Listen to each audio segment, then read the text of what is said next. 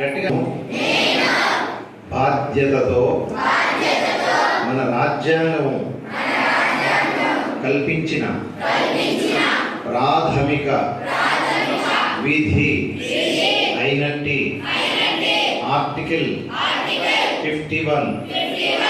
AG ప్రకారం వనాలను వన్యప్రాణులను మరియు ఈ మన చైతన్యాన్ని నా చుట్టుపక్కల వారికి నా తల్లిదండ్రులకు తెలియపరుస్తానని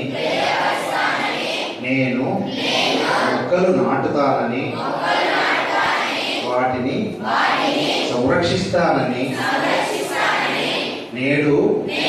నాటిన మొక్కకు మొదటి